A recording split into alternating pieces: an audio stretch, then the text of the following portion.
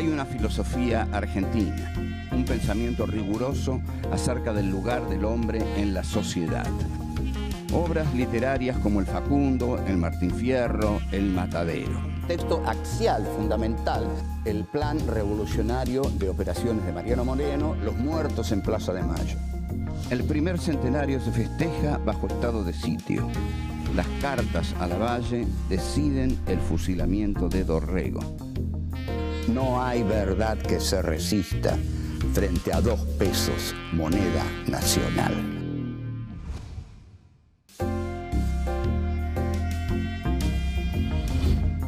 Encuentro 8. José Hernández y Martín Fierro. 1. La pena extraordinaria. 2. La vida en la frontera. 3. Más malo que una fiera. 4. El momento del consejo.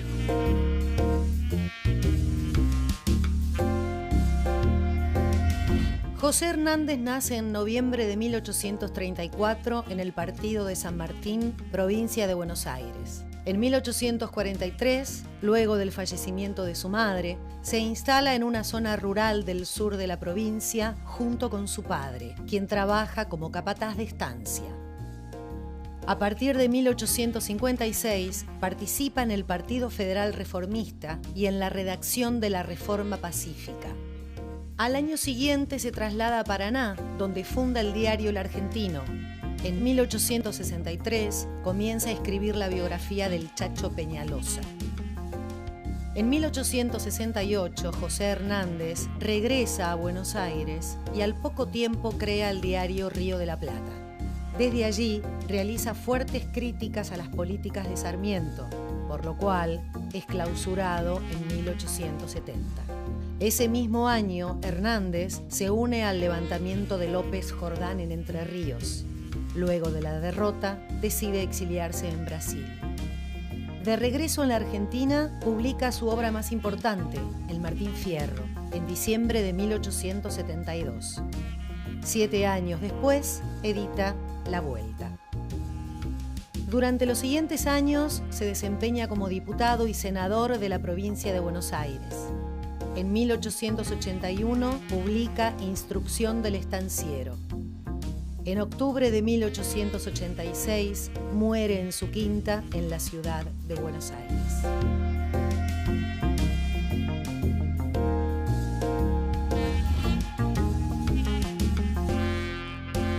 Este es un programa excepcional.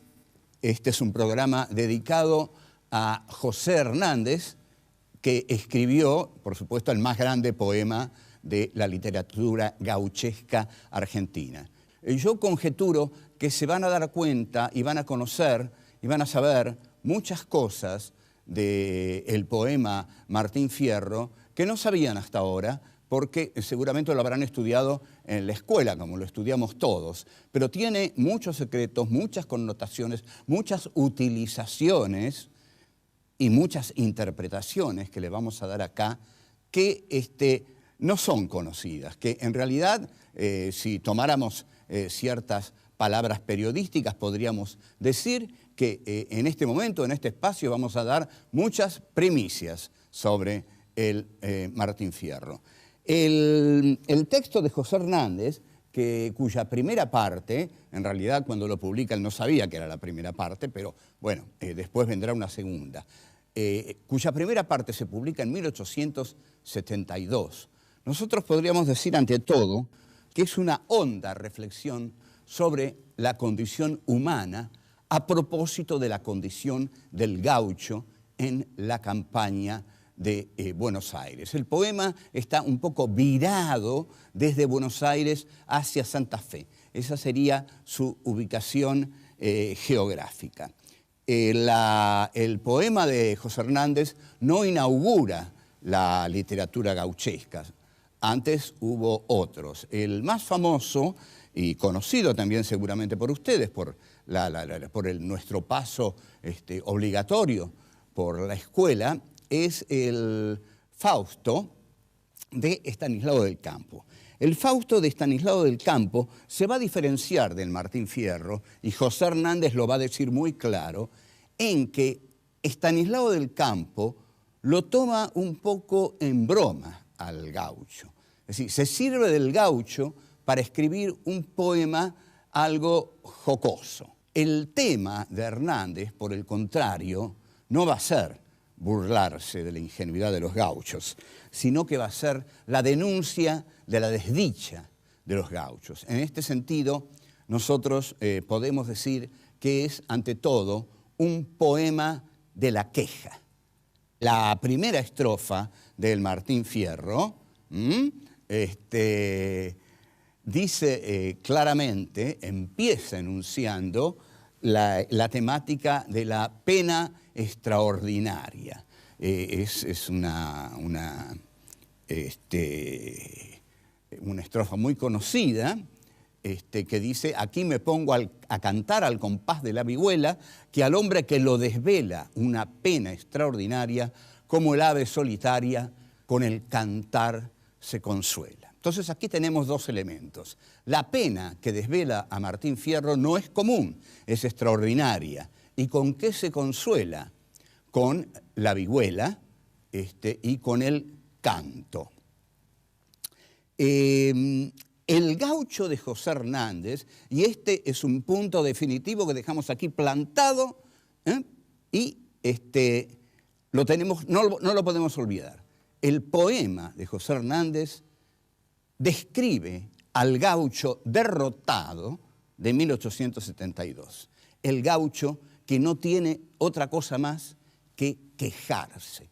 Yo me quejo, dice Hernández a través de Martín Fierro. Me quejo porque me mandan a la frontera a pelear con los indios, porque no me usan en el trabajo fructífero de los campos para el cual estoy naturalmente preparado, porque me quitaron el rancho, me quitaron la prenda, me quitaron todo lo que tenían y me mandaron a la frontera. En este sentido, el Martín Fierro no es el poema de la rebelión gauchesca, es el poema de la queja del gaucho derrotado. El poema de la rebelión gauchesca, curiosamente o no, lo escribió Sarmiento y es el Facundo.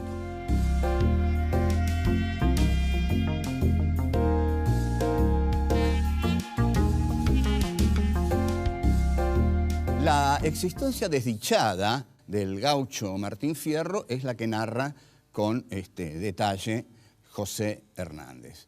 En principio, ¿por qué va a narrar esta existencia desdichada del gaucho? Porque Hernández quiere decir dos cosas. Al gaucho Buenos Aires lo maltrata y comete un gran error, porque al maltratarlo, elimina un elemento fundamental para el desarrollo de la agricultura en la Argentina. Entonces, toda la primera parte del Martín Fierro está destinada a decirle a la gente de Buenos Aires que pare de matar gauchos, que ya mató bastantes, que ahora lo que tiene que hacer es integrar el gaucho a la vida productiva del país. Porque el gaucho no solo es una mano de obra barata, sino calificada. Porque ¿quién sino el gaucho va a conocer los trabajos de las estancias? Pero en el Martín Fierro, en su primera parte, 1872, los puebleros no han entendido todavía esto. Los jueces de paz enviados por Buenos Aires desean a las chinas de los gauchos y mandan los gauchos a la frontera y se quedan con las chinas, sus propiedades, etcétera, etcétera. El gaucho va a la frontera. ¿Qué es la frontera? La frontera es, en principio, el exilio. Digamos, es la primera parte del exilio, porque va a haber una segunda parte del exilio que ya va a ser definitiva, es decir, la huida de la civilización. La vida en la frontera es detalladamente descrita por José Hernández para demostrar que el gaucho ahí lo que realiza son tareas inútiles.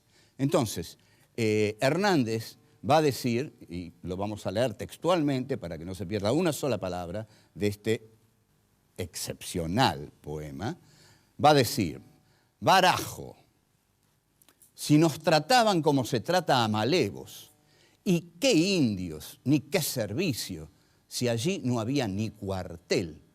Nos mandaba el coronel a trabajar en sus chacras. Buenísimo. O sea, no hay trabajo en la frontera. Lo que hay es un coronel que está lleno de chacras. No es nada raro esto. Es decir, todos sabemos que cuando Roca realiza la llamada conquista del desierto, le reparte la tierra 10, 15, a lo sumo, familias y familiares de él. Entonces trabajan para el coronel. Es más o menos como cuando los chicos hacían el servicio militar, que terminaban trabajando para el coronel, para el general, haciéndoles de choferes, etcétera, etcétera. Bueno, el gaucho en la frontera trabaja para el coronel, en las chacras del coronel. La vida en la frontera es descripta despiadadamente. Hernández denuncia la corrupción que existe en la frontera. Yo he visto negocios feos, a pesar de mi ignorancia. Es decir, el gaucho no sabe mucho, pero se da cuenta de que ahí hay negocios feos. Lo que va a atacar Hernández a través de Martín Fierro son dos cosas que para él no sirven para el país. Ni el indio no sirve y el inmigrante no sirve. O sea, entonces va a criticar a la figura del inmigrante como innecesaria porque está el gaucho.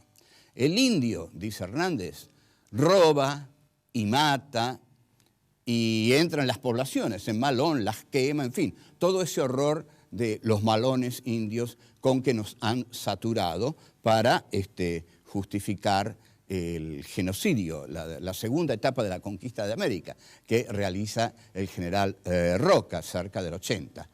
Hernández no quiere nada a los indios. El Martín Fierro presenta una justificación teórica de la necesidad de exterminar a los indios. Odia también a los gringos. Si fuera por Hernández no habría que haber traído ningún gringo al país. ¿Pero por qué los odia? Porque los gringos no saben nada. No saben nada de todo lo que sabe el gaucho. El gaucho es indispensable. El gringo, en absoluto. Vamos a ver lo que dice. Yo no sé por qué el gobierno nos manda aquí a la frontera gringada que ni siquiera se sabe atracar a un pingo. Es decir, la gringada no sabe ni montarse un pingo. Montarse un pingo en la argentinidad del siglo XIX era uno de los valores del macho argentino. El general Mansilla, en la Vuelta de Obligado, cuando ve a los ingleses, dice ¿qué nos van a derrotar esos gringos que no saben galoparse una noche? Que no saben galoparse una noche. Hay otro verso muy lindo con respecto a los inmigrantes que dice, yo no sé de dónde sería, quizá no fuera cristiano, pues lo único que decía es que era papolitano. Aquí se ve el ingenio destructivo de Hernández, ¿no? Porque realmente la cuartilla es destructiva, ¿no? Yo no sé de dónde sería, quizá no fuera cristiano, ni siquiera la condición de cristiano lo otorga, pues todo el tiempo decía que era papolitano. Entonces, nada de gringos, nada de indios, lo único que sirve es el gaucho.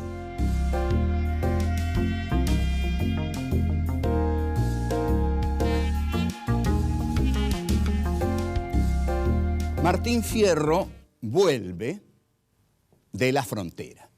Es decir, bueno, ya no tiene que dilapidar su existencia defendiendo algo que debiera ser defendido por el ejército de línea, por el ejército profesional que debiera mandar ahí soldados en serio, no pobres gauchos miserables. Pero vuelve. Ahora, cuando vuelve a su pago, no encuentra nada.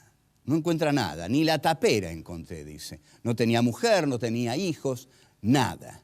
Entonces, en ese momento, en ese preciso momento, ese es el momento más duro del Martín Fierro. Ahí se asume como gaucho rebelde. Se asume como lo que Sarmiento en el Facundo llama el gaucho malo.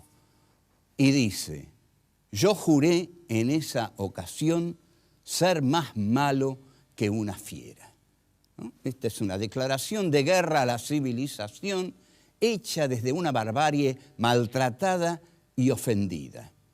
Aquí Hernández comienza a hacer un análisis, una queja de la pobreza del gaucho, que es una queja de la pobreza y que les va a retumbar muy fuertemente en los días que corren, porque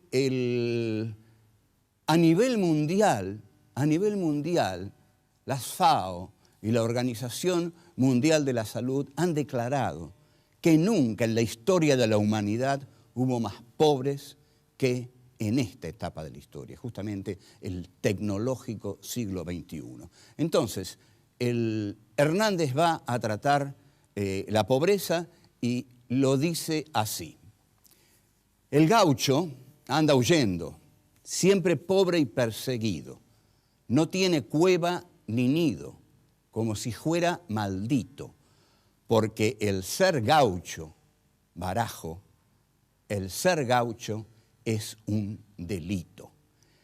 Este texto es tan perfecto, tan excepcional, que lo tenemos que relacionar con el de uno de los más grandes poetas del siglo de oro español.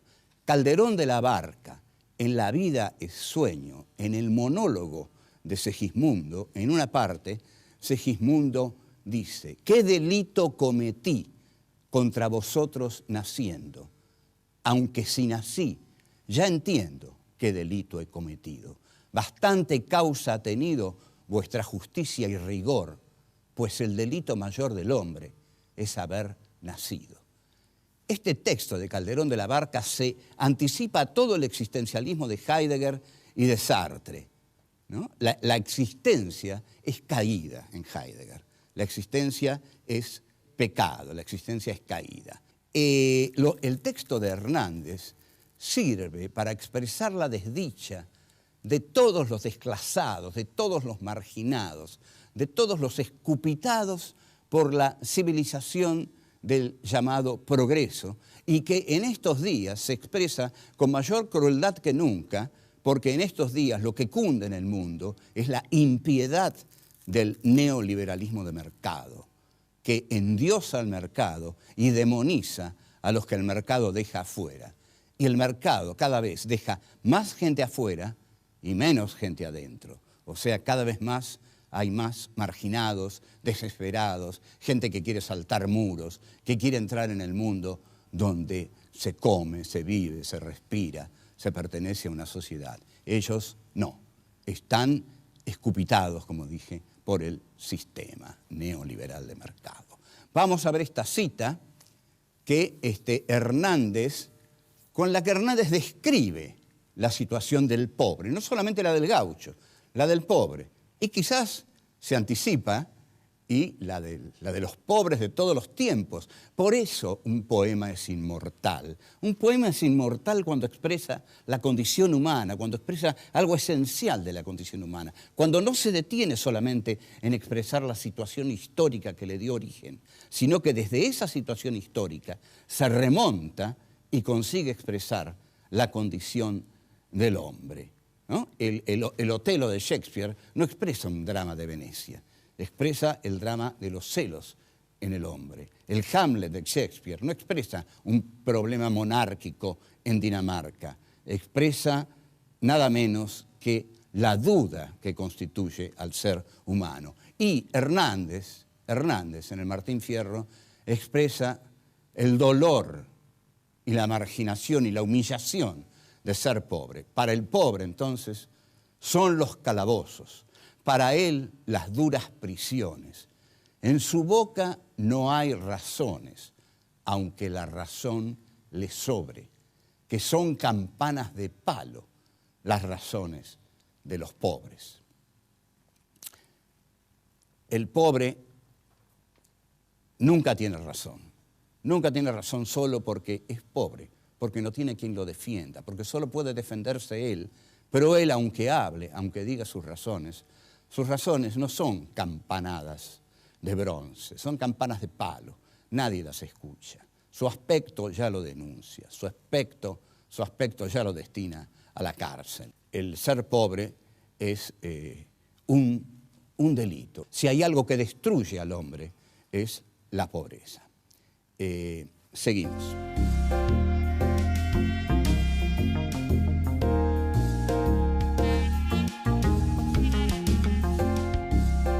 El gaucho, Martín Fierro, lo que tiene es su furia, su bronca.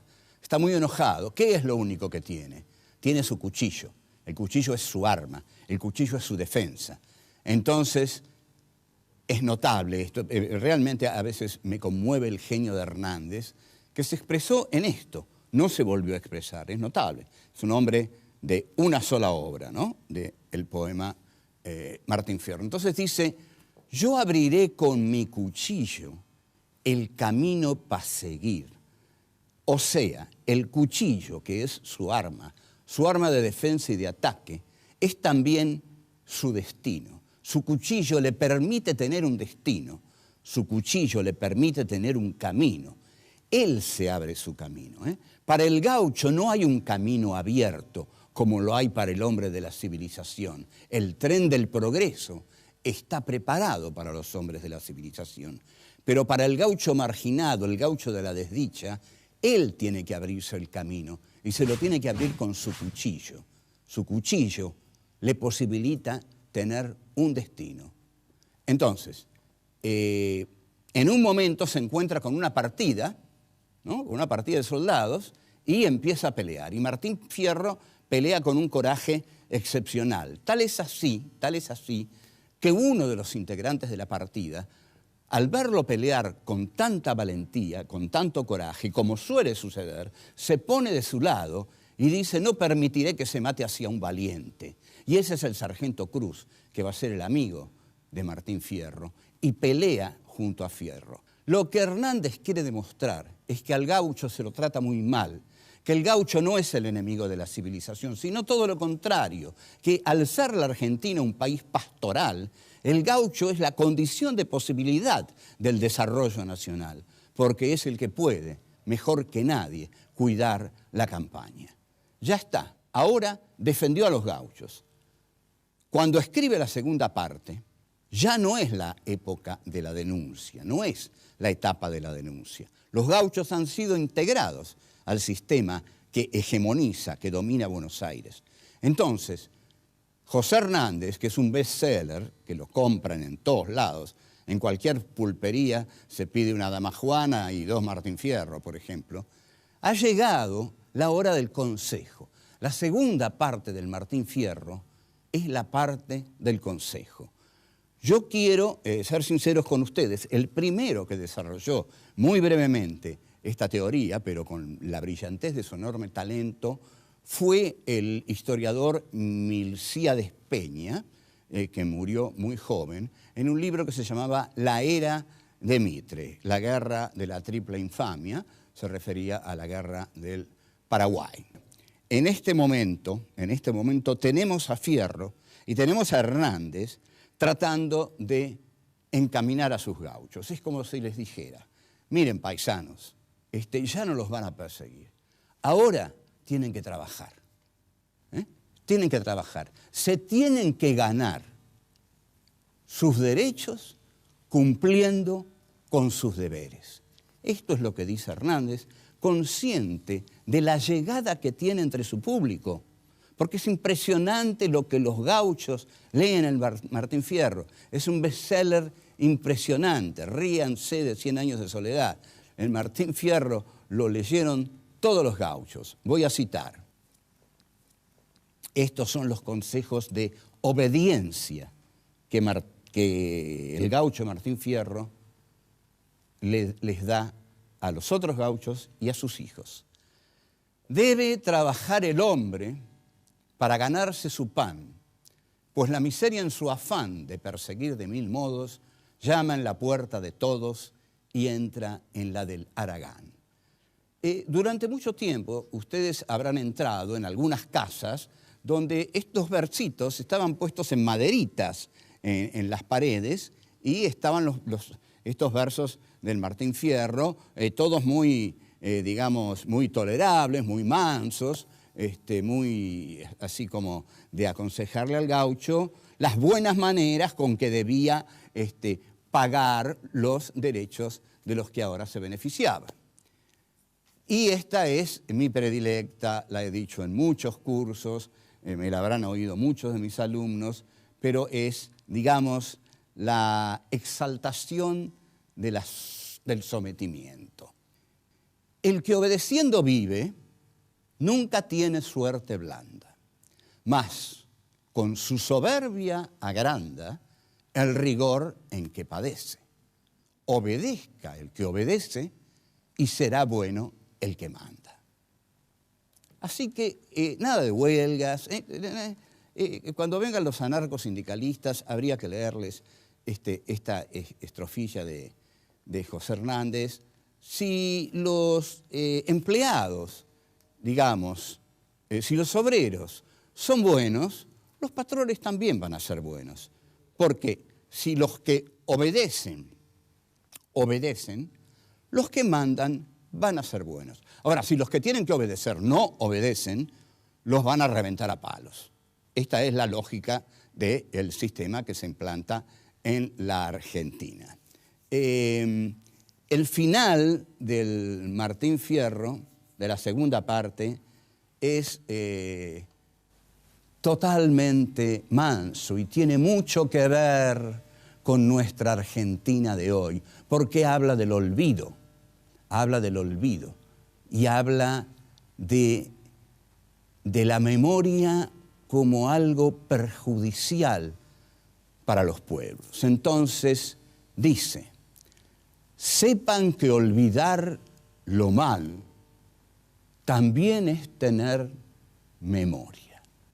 Olvidar lo malo también es tener memoria. Bueno, olvidemos lo malo y vamos para adelante. Esto es lo que dice José Hernández en el final. Un final conformista, un final en el cual la Argentina se abre para todos y el gaucho, al bajo precio de trabajar y dejarse, digamos, expoliar como la patronal lo desea, va a vivir feliz. Esto es todo y bueno, nos vemos en poco tiempo.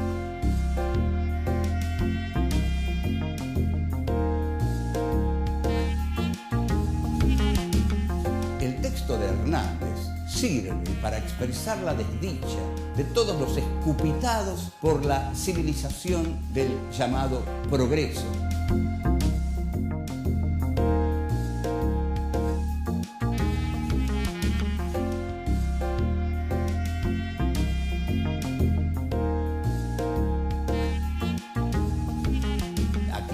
A cantar al compás de la vihuela, que al hombre que lo desvela una pena extraordinaria, como el ave solitaria con el cantar se consuela.